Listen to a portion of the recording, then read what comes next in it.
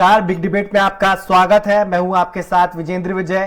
कांग्रेस आलाकमान का महत्वाकांक्षी अभियान हाथ से हाथ जोड़ो अभियान चुनाव के मुहाने पर खड़े मध्य प्रदेश में छाप नहीं छोड़ पा रहा है। नेताओं की गुटबाजी और कार्यकर्ताओं की बेरुखी के चलते यह अभियान रस्म अदायगी बनता जा रहा है। तमाम दावों के साथ शुरू हुआ अभियान फोटो खिंचवाने तक सीमित हो गया है। तो वहीं 17 फरवरी से दिग्विजय सिंह प्रदेश के सभी विधानसभा क्षेत्रों का सघन दौरा शुरू करने वाले हैं। ऐसे में क्या मायने हैं पूरी सियासी कवायद के, जानने के लिए देखिए हमारे संवाददाता अतुल शर्मा की यह विशेष रिपोर्ट।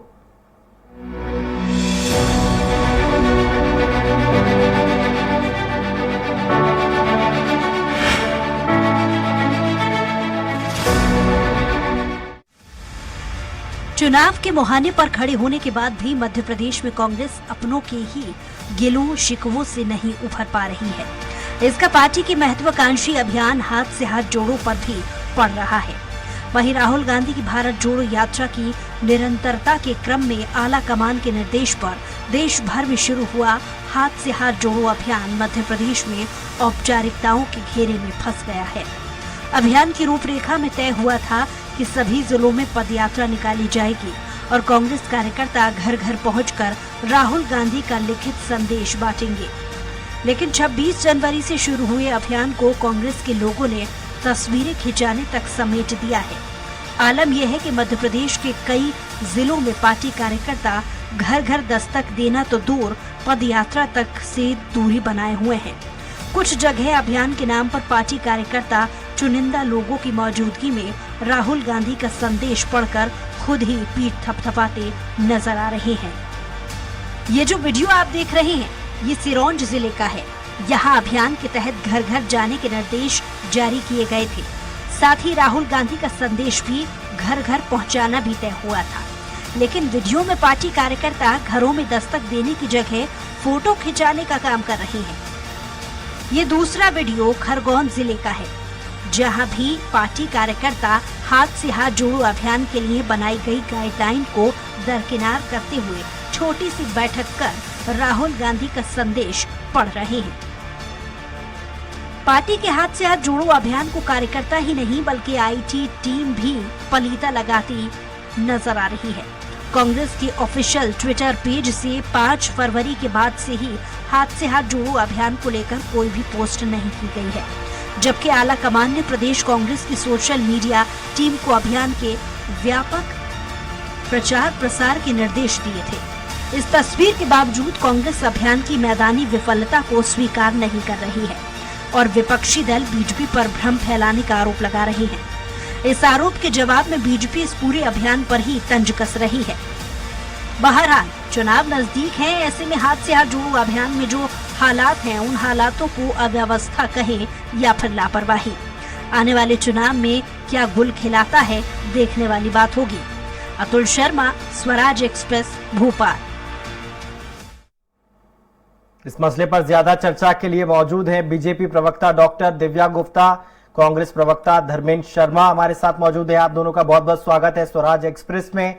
मेरा पहला सवाल है धर्मेंद्र जी से। धर्मेंद्र जी, आपने पूरी रिपोर्ट सुनी होगी, तो उसमें जिक्र आया है कि आपकी पार्टी के कार्यकर्ताओं में उतना उत्साह नजर नहीं आ रहा है जितना राहुल गांधी की यात्रा में उत्साह था। इसे कैसे देखते हैं आप? विजय जी, कांग्रेस पार्टी का पोलिंग बूथ के कार्यकर्ता से लेके सेक्टर, मंडलम, ब्लॉक, प्रत्येक कार्यकर्ता अपने गली मोहल्ले में हाथ से हाथ जोड़ो अभियान को लेकर बाकायदा सतत संपर्क बना रहा है जनता के बीच में जाकर। 18 साल की शिवराज सिंह की प्रशासन की सरकार जिसने इस प्रदेश को गर्त में धकेलने का काम किया, उसकी विफलताओं को लेकर जनता के बीच में जा रहा है और जनता उन कार्यकर्ताओं को अपना लाड़ प्यार और साथ ही साथ ये आश्वासन भी दे रही है कि इस बार कमलनाथ जी के नेतृत्व में पूर्ण बहुमत की सरकार बनेगी कांग्रेस की। देखिए बहुमत कैसे मिलेगा, कार्यकर्ता ही एकजुट नहीं है।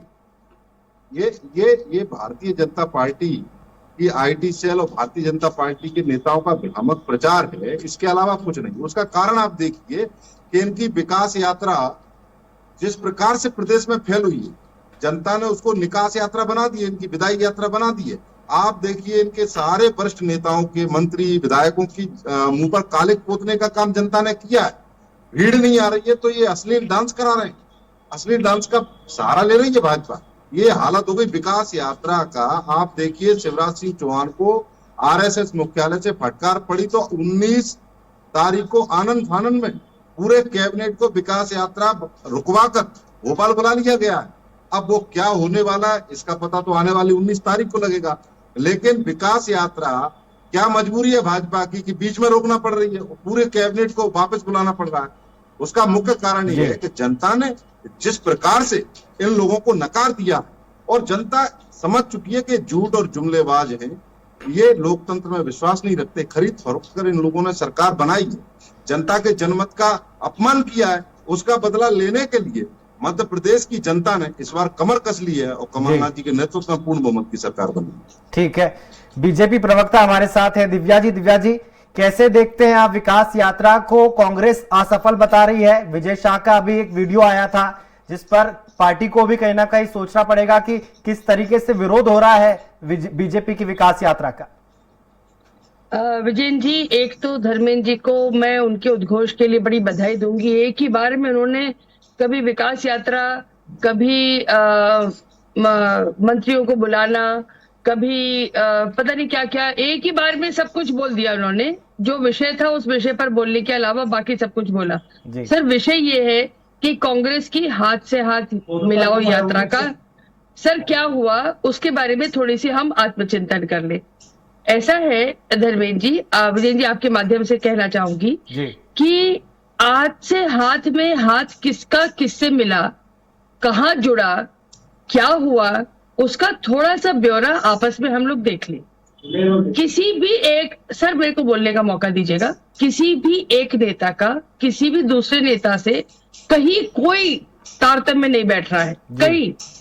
देखिए, अब आप अजय सिंह जी अपने बयान देते हैं, माननीय कमलनाथ जी कुछ और कहते हैं, दिग्विजय सिंह जी। आऊंगा धर्मेंद्र भाई, आपके पास आऊंगा। धर्मेंद्र भाई, मेरे को बोलने का मौका दीजिए। आपको मौका मिला, आपने भरपूर बोला, मेरे मौके पर आप नहीं बोलिएगा, सुनिएगा। एक म्यान में दो तलवारें नहीं रह सकती, तो कमलनाथ जी ने आग्रह करा था कि दिग्विजय सिंह जी को इस यात्रा से परे रखिएगा। लेकिन माननीय दिग्विजय सिंह जी शायद प्रतिसाद लेकर आए राहुल जी की यात्रा पर चलने का, वो वापस आए प्रदेश में। अब उनको कुछ वो जिले दिए गए हैं जिन पर उनको काम करने को कहा गया है जी। अब मान लीजिए हार होती है वहां पर, तो ठीकरा फोड़ने के लिए कोई तो होना चाहिए, तो दिग्विजय सिंह जी को लेकर आए। दिग्विजय सिंह जी खुद कहते हैं कि मैं जब मुंह खोलता हूं तो तकलीफ में आती है कांग्रेस। फिर उसके बाद अजय सिंह जी कुछ और बोल रहे हैं, अरुण यादव कुछ और बोल रहे हैं, और माननीय अध्यक्ष जी की तो कोई सुन ही नहीं रहा है, उनका तो कहीं कोई नाम लेता ही नहीं है। जीतू पटवारी अलग बोलते हैं। आप आलम देखिए साहब कि इंदौर में अध्यक्ष पद के लिए जीतू पटवारी जी स्वयंभू किसी का नाम डिक्लेयर कर देते हैं, उसका अगले दिन पुतला जल जाता है, तीसरे दिन किसी और को बना दिया जाता है, चौथे दिन बात जो है वो दिल्ली पहुंच जाती है। लेकिन फिर भी इंदौर शहर अध्यक्ष आज दिन तक कांग्रेस ने अपॉइंट कर पाई। और आप बात करते हैं कि हमारे में फूट है, फूट आप में है। आप कहीं से कहीं तक किसी के बीच में कहीं कोई तारतम्य नहीं है, और फिर उसके बाद आप एक नेता दूसरे नेता से तो पहले हाथ मिला ले, फिर उसके बाद कार्यकर्ताओं से हाथ मिलाइएगा। जी ठीक है, इस पर जवाब लेते। धर्मेंद्र जी, दिव्या जी बोल रही है कि आपकी पार्टी में गुटबाजी है, फूट है। आप बीजेपी पे कमेंट बाद में कीजिए, पहले अपने घर के जो झगड़े हैं उसको सुलझाइए। कांग्रेस का प्रत्येक कार्यकर्ता हाथ से हाथ जोड़ों के माध्यम से जनता से तो हाथ मिला ही रहा है, और जनता का आशीर्वाद भी पूरी कांग्रेस को मिल रहा है। लेकिन दिव्या जी ने एक बड़ी अच्छी बात कही कि हाथ से हाथ छुड़ाने का काम जो भाजपा में चल रहा है। शिवराज सिंह चौहान की कुर्सी के 4 पाए, एक पाए को ज्योतिरादित्य सिंधिया खींच रहे हैं कि मैं कब मुख्यमंत्री बन जाऊं, एक पाए को कैलाश विजयवर्गीय खींच रहे हैं कि मैं कब मुख्यमंत्री बन जाऊं, और एक पाए को बीडी शर्मा खींच रहे हैं कि कब मैं मुख्यमंत्री बन जाऊं। नरेंद्र सिंह तोमर अपने खाप पाले हुए हैं कि मैं कब मुख्यमंत्री बन जाऊं। तो भारतीय जनता पार्टी में शिवराज भाजपा, महाराज भाजपा, नाराज भाजपा, कैलाश भाजपा, इतने सारे गुट बन गए हैं। अब ये कौन किसका हाथ पकड़कर किसको पटकेगा ये तय नहीं कर पा रहे हैं। इसलिए इनको क्या है, ध्यान भटकाने के लिए कांग्रेस पार्टी की ज्यादा ही चिंता हो रही है। मेरा तो दिव्या जी से एक ही निवेदन है, दिव्या जी अपने उस मूल कार्यकर्ता की चिंता करिए जिसका हक है बिकाऊ लाल मार रहे हैं, जिस कारण से वो बेचारा घर बैठ गया है, आप उस अपने मूल कार्यकर्ता का हक मारकर बिकाऊ लालों को पूरी मलाई खिला रहे हैं प्रदेश की। इसी कारण से भाजपा की आने वाली 2023 के चुनाव में बहुत बुरी दुर्गति होने वाली है। और मैं सच बता रहा हूं आपको ब्रजेन जी, 50 सीट भी अगर पूरे प्रदेश में भाजपा जीत जाए तो बड़ी बात मान। ठीक है दिव्या जी, एक सर्वे का जिक्र कर रही है कांग्रेस पार्टी, कह रही है कि आरएसएस ने सर्वे कराया है जिसमें आपको बेहद कम सीटें आ रही हैं। आप लोगों की खुद की जो हालत है वो पतली है, ऐसे में आप कांग्रेस की राजनीति पर टीका टिप्पणी कर रहे हैं, ये कहां तक जायज है? बिल्कुल बिल्कुल नहीं विजयन जी, हमको एक्चुअली बिल्कुल बहुत फोकस पार्टी है, फोकस है उसका अपने लक्ष्य की तरफ, और हम उतनी ही कमिटमेंट के साथ, संजीदगी के साथ अपने लक्ष्य की ओर अग्रसर हैं। हमको कांग्रेस पार्टी की अंदरूनी फूट, कांग्रेस पार्टी की अंदरूनी जो छीटाकशी, जो उनके सिर फुटअव्वल, जो भी उनका होता हो वो उनको मुबारक, हमको कोई लेना देना नहीं। प्रजातंत्र है, आप भी उतने ही उसमें काबिल हैं, आप बिल्कुल उस चुनाव में उतरेंगे, अपनी पूरी तैयारी के साथ उतरेंगे। प्रजातंत्र की यही खूबसूरती है साहब। लेकिन उसके बावजूद मेरा सिर्फ आपसे निवेदन ये है, हाथ से हाथ जोड़ो, बार बार जो मैं आपसे निवेदन कर रही हूँ, हाथ से हाथ जोड़ो इसको भी कहते हैं। जब इस हाथ से हाथ जुड़ जाता है तो उसको नमस्कार हो जाता है कि भाई साहब अब बहुत हुआ, अब आप आगे चलिए। तो ये हाथ से हाथ जोड़ो हो रहा है कांग्रेस का, और जिसमें उन्होंने ये बोल दिया है, क्योंकि आपकी नेता कार्यकर्ता का हाथ एक दूसरे के साथ जुड़ता ही नहीं है साहब।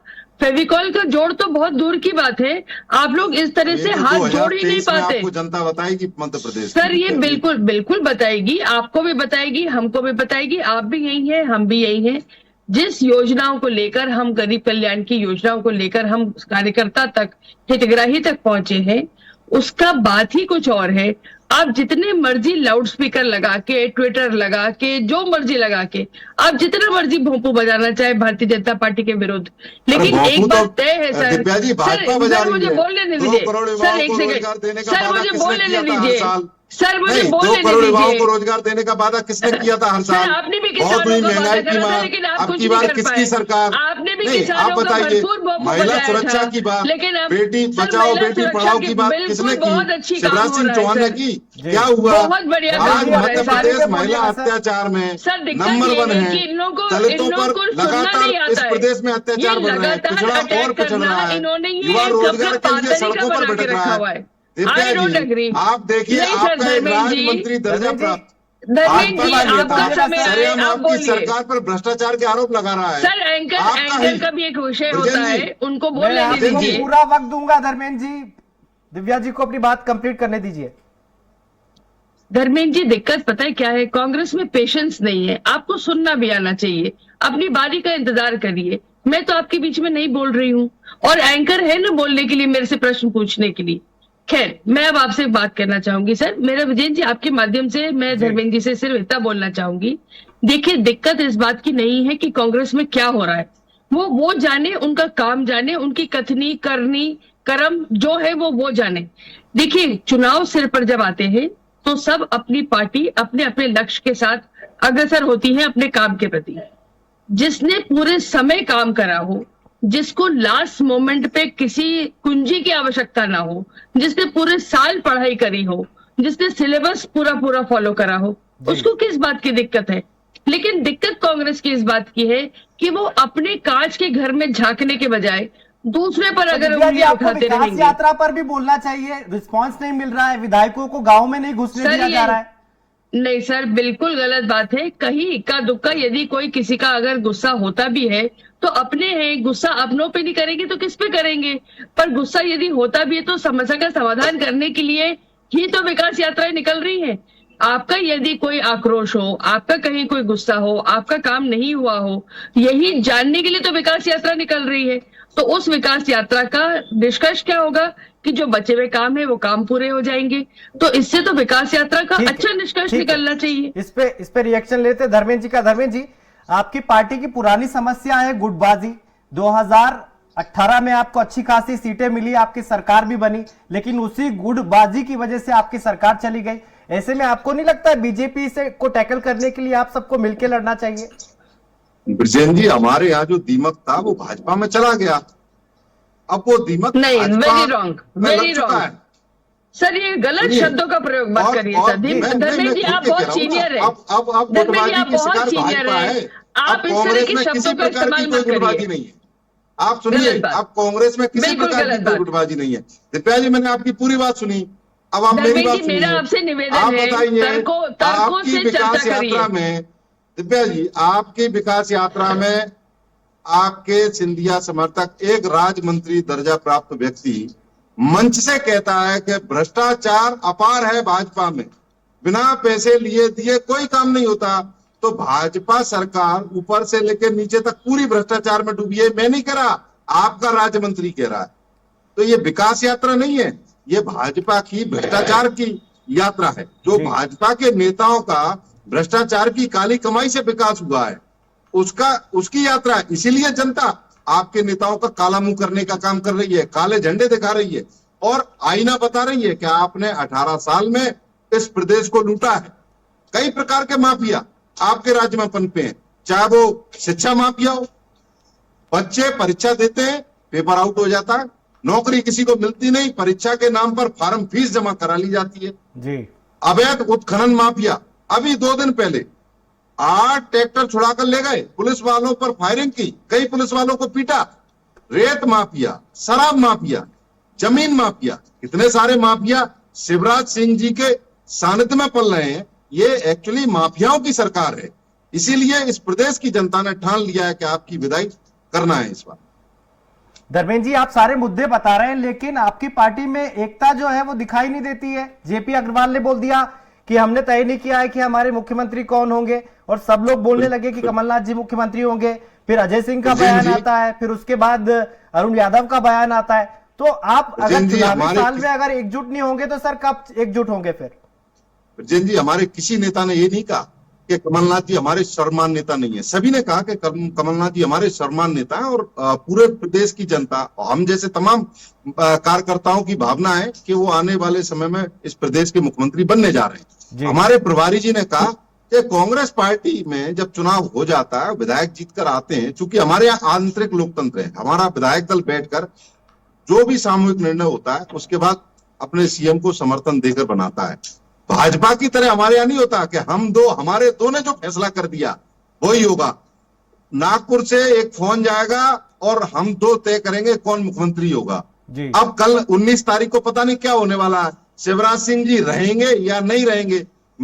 ये भाजपा के नेता अभी से इस बात पर चर्चा कर रहे हैं कि अचानक से क्या हुआ कि पूरी कैबिनेट को भोपाल बुला लिया गया है। हो सकता है शिवराज सिंह जी की विदाई का समय आ गया हो। तो ये भारतीय जनता पार्टी अपनी आपसी गुटबाजी से उभर नहीं पा रही। पर्सन है अपनी पार्टी की, उनसे जानने की कोशिश करते हैं। दिव्या जी, क्या कुछ होने वाला है 19 फरवरी को? हमारे दर्शकों को भी बताइए, क्या यह सरकार का पूरा चेंज ओवर होगा, नए चेहरे आएंगे, नया मुख्यमंत्री आएगा, क्या कुछ होने वाला है? विजयन जी, मैं बार बार धर्मेंद्र जी से थोड़ा सा आपके माध्यम से पूछना चाहूंगी, इनके संपर्क में ऐसे कौन लोग होते हैं जो इनको बड़ी इंटरेस्टिंग इन्फॉर्मेशन देते रहते हैं? हर बार ये क्लेम करते हैं कि भारतीय जनता पार्टी के कार्यकर्ता बड़े दुखी हैं, भारतीय जनता पार्टी के कार्यकर्ताओं से हमको ये पता चला। तो ये कौन सी सेंध लगाने में लगे हुए हैं, या क्या कौन इनको आके न्यूज देता होगा, जबकि हम लोगों के पास न्यूज नहीं है। हैरानी की बात ये। तो थोड़ा सा इनका मुझे लगता है कि ध्यान अपनी तरफ होना चाहिए, पहली बात। दूसरी बात, देखिए चुनाव का समय जब आता है तो बहुत सारे निर्णय लेने होते पार्टी के, बहुत सारे आगे के कार्यक्रम तय करने होते, रोड मैप तय करना होता है, उसको किस तरह से क्रियान्वयन करा जाए, उसका किस तरह से आकलन करा जाए, इन सारी चीजों के लिए एक बैठक तो होनी ही चाहिए अपने टीम के साथ। ये वो टीम की बैठक है जिसमें से कोई मिर्च मसाला अगर मिल जाए इन लोगों को तो उसकी कवायद है कि अच्छा कहीं तो शायद कुछ ना कुछ होने वाला है, कोई मिर्च मसाला मिल जाए। वो नहीं कुछ हो रहा। दिव्या जी हमारे साथ जुड़ गए वरिष्ठ पत्रकार योगीराज योगी जी। योगेश जी आपका स्वागत है। योगेश जी, कैसे देखते हैं, दोनों पार्टियां हैं, बीजेपी कह रही है कि हमारी विकास यात्रा सफल है, उधर कांग्रेस कह रही है कि हमारी हाथ से हाथ जोड़ो अभियान है वो बम्पर सफल है, लोगों का उत्साह है, उमंग है, जुड़ रही है जनता उनके अभियान के साथ में। आप कैसे कमेंट करना चाहेंगे इस पर? देखिए, चुनाव से पहले तो सभी अपनी अपनी सफलता की कहानी सुनाते हैं। ये तो चुनाव के बाद ही पता पड़ता है कि कौन सफल हुआ और कौन असफल हुआ। और ये पॉलिटिकल पार्टीज का क्लेम भी बनता है कि वो कोई भी पार्टीज अपने आप में अपने आप को असफल क्यों बताने की कोशिश करेगी। जी। लेकिन चूंकि ये चुनावी ईयर है, इलेक्शन ईयर है, तो पॉलिटिकल एक्टिविटीज सबसे ज्यादा है और होना भी चाहिए, और सबके अपने अपने क्लेम है। बीजेपी को बताने के लिए अपने पास बहुत कुछ है, 18 सालों का उनका कार्य प्रणाली उनके पास है। जी। कांग्रेस अपने 15-18 महीनों की उपलब्धियों की बात कर रही है और एक दूसरे पर आरोप प्रत्यारोप का दौर जारी है। लेकिन महत्वपूर्ण बात यही है कि कौन मतदाताओं को अपनी बातों से प्रभावित कर सकता है, ये देखने वाली बात है। क्योंकि आप कितने ही क्लेम करें, वो क्लेम सब बेमानी है यदि जनता उनको अपनी मोहर न लगाए। तो ये इसमें बहुत बड़ा फैक्टर पब्लिक का है। और जहां तक योगेश जी, आप बीजेपी को लंबे समय से कवर कर रहे हैं, तो आपको कोई जानकारी है कि 19 फरवरी में क्या कुछ होने वाला है? ये देखिए, 19 फरवरी ने ये कवायद पिछले 1-1.5 महीने से लगातार चल रही है और कई मंत्रियों को बता भी दिया गया, फेस टू फेस कई बार उनकी कमजोरियां बता दी गई हैं। तो चेंज की संभावना बहुत ज्यादा है, लेकिन इतनी भी नहीं कि साहब पूरी सरकार ही गिर जाएगी। एक बार दिग्विजय सिंह के शासन में हुआ था, सारे मंत्रियों के इस्तीफे दिए गए थे। जी। तो मुझे ऐसा लगता है कि या तो सारे मंत्रियों से कह दिया जाए, नए सिरे से सब कुछ तैयारी की जाए। लेकिन इतना तय है कि कम से कम 8-10-12 मंत्रियों का रिशफल होगा। या कई अभी कहा जा रहा है कि साहब सिंधिया कैंप के मंत्रियों को लेकर कुछ नेगेटिव खबरें हैं, लेकिन इसमें यह भी होगा कि सिंधिया की मान लो 6 मंत्री हैं, तो इसका मतलब ये नहीं कि उनके मंत्री कम कर दिए जाएंगे। ये हो सकता है कि रिप्लेस कर दिए जाए। चलिए ठीक है साहब, एक मंत्री से नाराजगी है, लेकिन उन्हीं के खेमे का दूसरा मंत्री जी जी योगेश जी, बहुत बहुत शुक्रिया हमारे साथ जुड़ने के लिए। जैसा कि योगेश जी बता रहे हैं कि जनता का विश्वास कौन जीतता है चुनावी साल में, ये मायने रखता है। दिव्या जी, एक आखिरी कमेंट आपकी ओर से, आपकी विकास यात्रा कितनी सफल है और आपको क्या लगता है कि प्रो इनकम्बेंसी है या एंटी इनकम्बेंसी है? विजयन जी, अभी के कुछ नगरीय निकाय चुनाव जो बाकी रह गए थे वो हुए, जिसमें आपने सफलता के पुनः भारतीय जनता पार्टी की सफलता के आपने पुनः परचम लहराया और आपने उसको भी देखा जी। तो अगर मान लीजिए इसको लिटमस पेपर टेस्ट कहा जाए, जो अभी बहुत दूर नहीं है, चुनावी साल में 2023 की कुछ अभी जनवरी के ही चुनाव है, उसमें यदि भारतीय जनता पार्टी का परचम लहरा रहा है, तो क्या आपको नहीं लगता है कि ये भरोसा है जनता का पार्टी पर और वही भरोसा कायम रहेगा? तो कांग्रेस अपने जितने मर्जी क्लेम करना चाहे वो कर ले, लेकिन भारतीय जनता पार्टी पर अभी भी भरोसा करती है जनता, और वो जानती है कि यदि कोई वहां से योजना आती है तो उसको वहां तक हितग्राही तक पहुंचने के लिए एक ही आयाम है। जी ठीक है, मैं अब रुक करूंगा धर्मेंद्र जी का। धर्मेंद्र जी, पीसी शर्मा जी ने एक फिगर दिया है 176 सीटों का, ये कहां से आएगी? ये हकीकत बनेगा ये या दूर की कौड़ी है? बिल्कुल हकीकत बनेगा। मैं तो आपसे कह रहा हूं, अगर 50 सीट भी भाजपा जीत जाए तो बड़ी बात मानना है, ये मैं नहीं कह रहा। सर, अपन भारतीय जनता पार्टी और आरएसएस का सर्वे कह रहा है, ये आरएसएस का सर्वे और भारतीय जनता पार्टी का सर्वे कह रहा है, और कई सारी मीडिया रिपोर्ट्स में ये छपा है। समय की कमी है। आप दोनों मेहमानों का बहुत बहुत शुक्रिया। दिव्या गुप्ता जी हमारे साथ जुड़ी थी, बीजेपी प्रवक्ता, आपका शुक्रिया। धर्मेंद्र जी, आपका बहुत बहुत शुक्रिया। इस साल विधानसभा चुनाव होने वाले हैं, लिहाजा मेरी कमीज आपकी कमीज से ज्यादा उजली है, इसकी कोशिश राजनीतिक दल कर रहे हैं ताकि जनता का समर्थन हासिल कर सके और सत्ता का सुख भोग सके। फिलहाल बिग डिबेट में मेरे साथ इतना ही। तमाम खबरों के लिए बने रहिए स्वराज एक्सप्रेस के साथ। नमस्कार।